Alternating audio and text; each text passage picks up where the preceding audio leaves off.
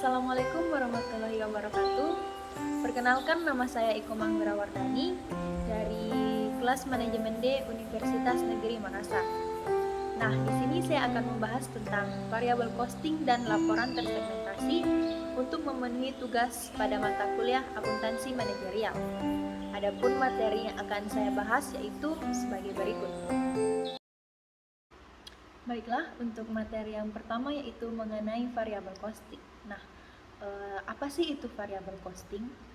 Variabel costing itu merupakan suatu metode penentuan harga pokok yang hanya membebankan biaya-biaya produksi variabelnya saja ke dalam harga pokok produk tersebut. Kemudian variabel costing ini juga sering disebut dengan direct costing atau penentuan biaya pokok langsung, juga sering disebut dengan marginal costing, yaitu penentuan biaya pokok marginal. Nah, sekarang kita akan membahas tentang perbedaan full costing dan variable costing.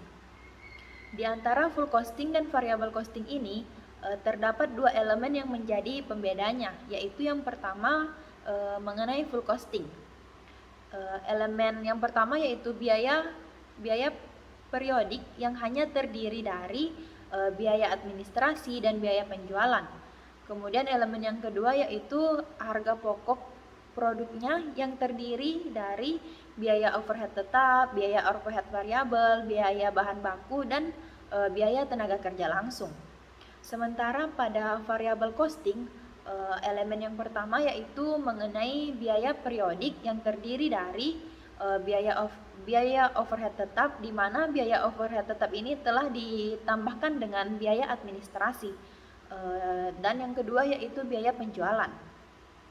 Kemudian elemen yang kedua yaitu mengenai harga pokok produknya, terdiri dari komponen biaya overhead variabel, kemudian biaya bahan baku, dan biaya tenaga kerja langsung, di mana biaya tenaga kerja langsung ini tidak termasuk biaya overhead tetap.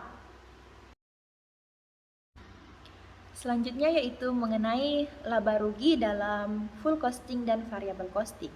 Nah, dalam metode full costing dan variable costing ini mengenai laba ruginya terdapat beberapa hal yang perlu diperhatikan dari perbedaan laba rugi dalam metode full costing dan variable costing ini. Yang pertama yaitu dalam variable costing dapat saja terjadi penundaan sebagian biaya overhead pabrik tetap pada periode yang berjalan atau pada periode sekarang menuju ke periode berikutnya. Namun terdapat syaratnya, yaitu bila semua produksi tidak terjual habis pada periode yang sama. Nah, sementara dalam metode variable costing ini seluruh biaya tetap overhead pabrik telah diperlakukan atau telah ditetapkan sebagai beban pada periode selanjutnya. Selain itu, jumlah persediaan akhir dalam metode variable costing lebih rendah dari metode full costing. Hal ini dikarenakan dalam variable costing hanya biaya produksi variabel yang dapat diperhitungkan sebagai biaya produksi. Sementara laporan laba rugi full costing tidak membedakan antara biaya tetap dan biaya variabel. Selanjutnya yaitu manfaat pendekatan kontribusi. Nah, dalam pendekatan kontribusi ini terdapat beberapa karakteristik yang menjadi keuntungan dari penggunaan pendekatan kontribusi. Di antaranya yaitu laba untuk satu periode tidak dipengaruhi oleh perubahan-perubahan dalam absorpsi biaya overhead tetap pabrik yang berasal dari penimbunan atau kekurangan persediaan. Yang kemudian di mana pendekatan ini memungkinkan manajemen mengidentifikasi biaya-biaya yang dapat dan tidak dapat dikendalikan manajemen dalam jangka pendek. Yang ketiga yaitu implikasi penyajian biaya-biaya tetap terhadap laba mendapat penekanan dalam variable costing atau pendekatan kontribusi.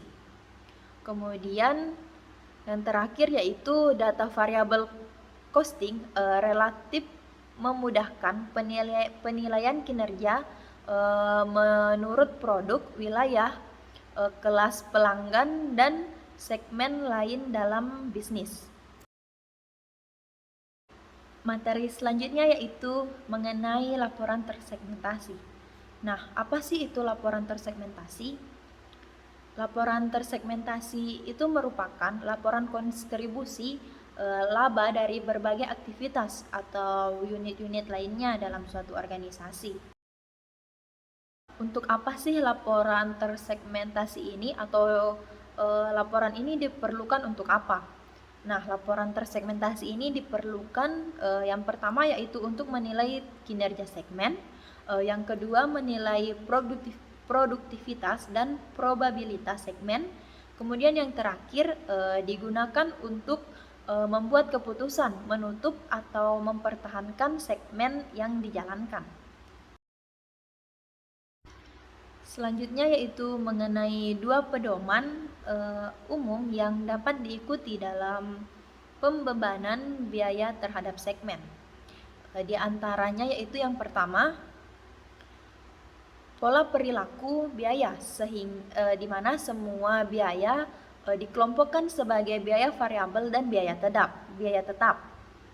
Penyajian biaya berdasarkan karakteristik ini digunakan untuk menghitung margin kontribusi, yang dimana informasi yang dihasilkan dari penetapan karakteristik ini bermanfaat dalam mengevaluasi pentingnya keberadaan suatu produk sebagai segmen dalam menghasilkan laba. Nah, yang kedua yaitu dapat atau tidaknya suatu biaya secara langsung ditelusuri hubungannya dengan segmen di mana biaya tersebut terjadi atau dilakukan.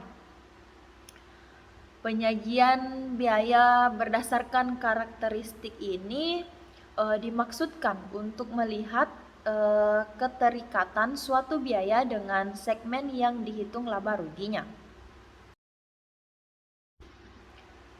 Nah, materi yang terakhir yaitu mengenai penyajian laporan tersegmentasi.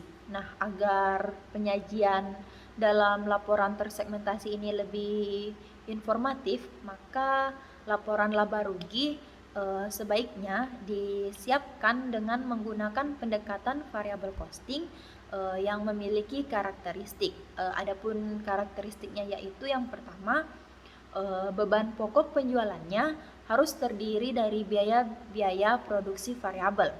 Yang kedua yaitu biaya variabel dan biaya tetap disajikan dalam bagian yang berbeda.